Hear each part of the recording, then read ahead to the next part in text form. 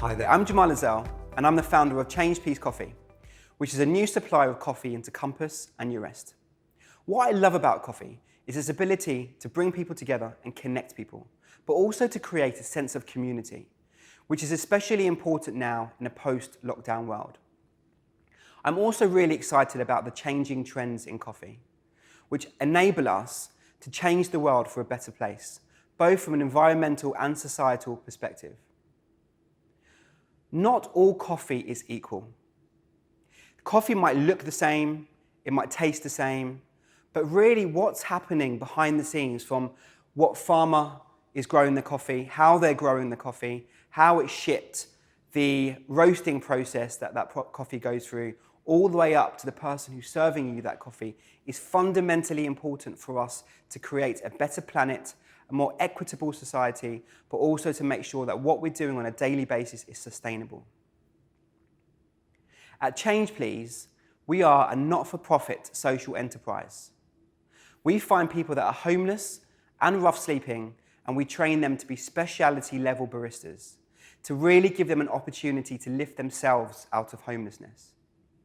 So we find people at shelters, and with organisations like Crisis, Shelter, Big Issue, we then give that person an opportunity with a 1 to 3 month training program.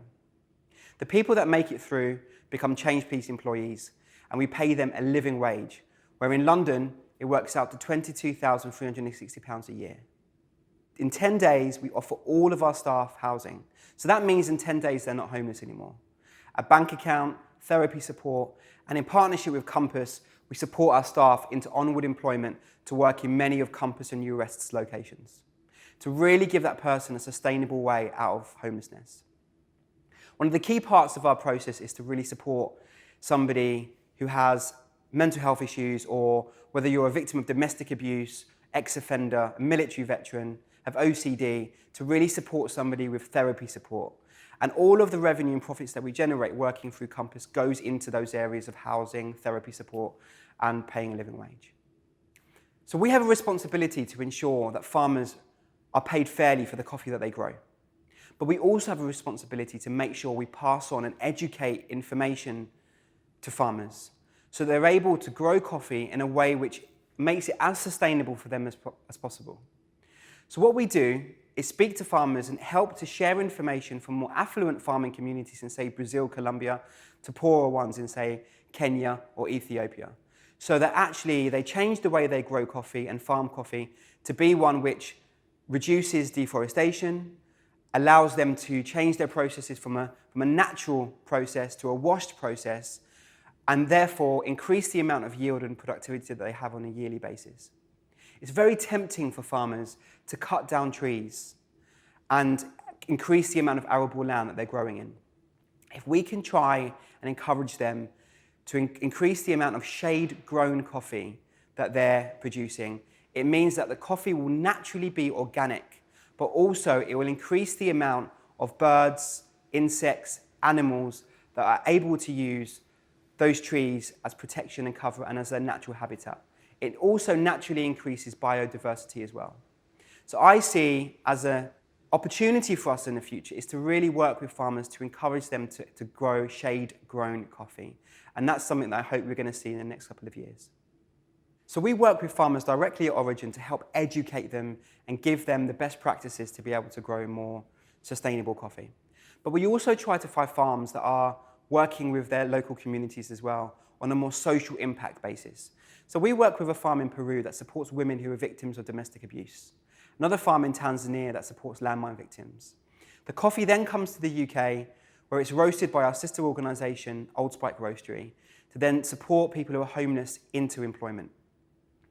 The coffee then comes to a range of sites, and it's sold by people that are homeless, either through Compass locations or on the streets of London and across the country.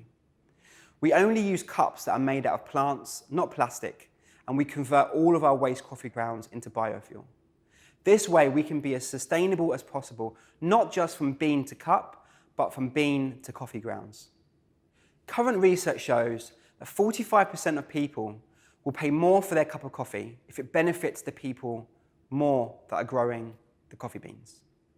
When we heard that stat, we started to look into other ways that we can drastically improve the amount of money that farmers are earning.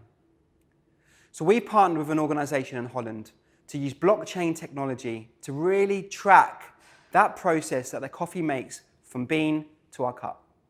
And that allows us to reduce the amount of fraud, corruption, track the pollution trail, but most importantly, make sure that that farmer earns as much money as possible for growing the coffee that we drink on a daily basis. Typically, a farmer will earn 1/15 of a penny of a £2.50 cup of coffee. But what we're able to do to make sure that farmers are being paid fairly is to ensure that a farmer earns 1 penny from a £2.50 cup of coffee at least. Now that means we're able to have a sustainable way of working, improve the amount of money that farmers earn, but most importantly, have full transparency on the way that we represent what coffee we purchase to our clients. So this technology we hope will come out in the next couple of years, where most likely we'll be able to have an iPad or a piece of technology on the front of a counter that says today's coffee or this month's coffee has been purchased from these farmers and showing exactly how much those farmers are earning. Now that will allow us to have full transparency, but also put pressure on other organisations that aren't being as sustainable and as transparent, and allow us to really have as much opportunity to change the world that we live in. Undoubtedly, we've seen an increase in demand from businesses asking to work with social enterprises.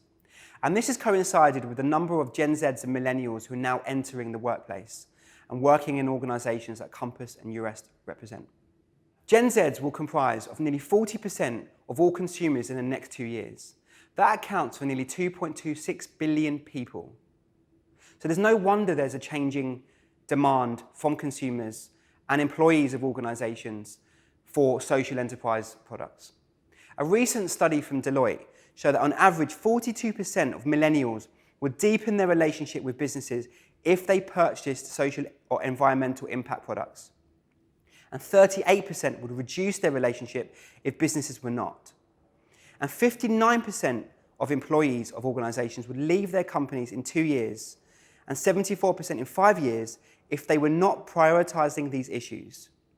We see this impact on a daily basis. When colleagues go to a Change Peace coffee bar and speak to one of our baristas and hear that they were a victim of domestic abuse, an ex-offender, a military veteran, and just, the same as all of us, a brother, a sister, a mother, a friend, that really helps to engage the impact of what we do, but also engage employees and consumers at the same time. So future coffee innovations from 2020 onwards will really continue to include ready-to-drink coffees, alternative coffees such as macadamia nut lattes, rainbow coffees, matcha, beetroot, all of those wonderful, exciting, colourful coffees that we've all grown to see over the last 16 months. We're also seeing a whole range of new alternative milks as well. So starting from almond milk, soya milks that we've all known, and oat milks, to now looking at things like pea, rice, hemp, are really going to change our purchasing behaviour and the way our colleagues and employees are purchasing alternative milks as well. Mostly from a health perspective, but also looking at an environmental perspective as well. We're also seeing a whole new range of sustainable cups.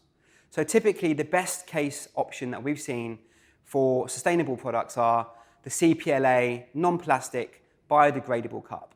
The only challenge with this is it needs to be industrially composted. So we're now starting to see new options come about, especially bamboo paper cups that are disposable, which mean they don't have to be industrially composted and they can just go into a normal waste stream and decompose.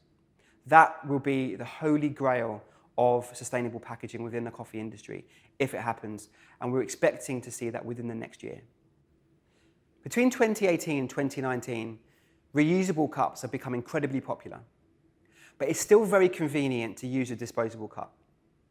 So we wanted to try some nudge behaviour to see whether or not we can encourage consumers to stop using our disposable cups. So we did some trials where typically a site would offer a 50p discount if they didn't use a disposable cup and they bought their own reusable cup. And the uptake of that from a £2.50 cup of coffee was relatively low. We then changed attitudes where we said the cost of the coffee is £2, and to have a disposable cup, there'll be a 50p penalty. So the end cost of the coffee for a disposable cup at £2.50 was exactly the same, but the use of disposable cups drastically dropped just by changing the attitude and the narrative around having to pay or have a penalty for that disposable cup. And we really feel that that option can really help to encourage consumers to stop using disposable cups and nudge them towards bringing their own reusable one. Undoubtedly, we've all been using technology more during coronavirus times. Whether that's purchasing products online, connecting with friends, family and colleagues online, technology use has been key during the last 2 or 3 months. And post-lockdown, we really see the use of pre-ordering apps as being fundamental in making customers feel safe when they're coming into cafe environments.